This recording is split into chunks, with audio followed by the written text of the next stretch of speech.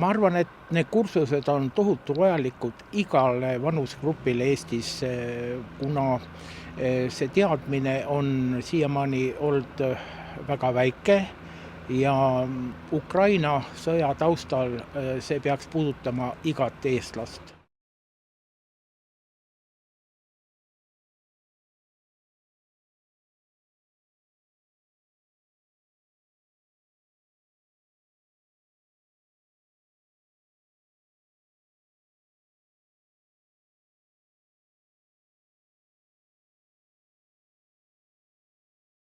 And you said 10,000 people you're hoping. At least. I mean, that will be easy target. So soon you will have someone in every house in Estonia who can fly a drone.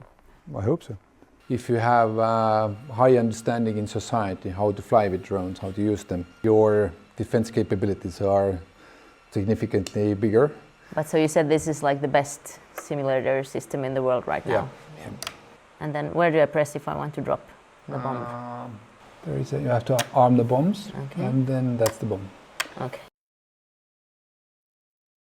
Arvestades olukorda Ukrainas ja seda, kes on meie naaber, siis ma arvan, et see on väga oluline, et mida rohkem Eesti inimesed seda oskust omavad, et siis me saame vajadusel kaasa aidata, kui midagi juhtuma peaks.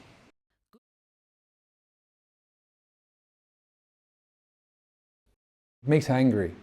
You just want to live in your own country peacefully, but you can't because you have like idiots next to you whose only ambition is to kill people.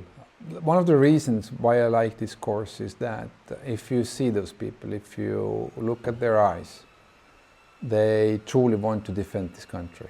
So it will be hard to take it. Onko vaikea? Ta ei ole vaike, ta vaati keskettumist. Ja nüüd tule! Lähmeni hüva. Ja ma leian, et me teame, mis maailmas toimub, me tunnetame seda kätte võidetud vabadust ja olla kogu maailma rahvastega ühes.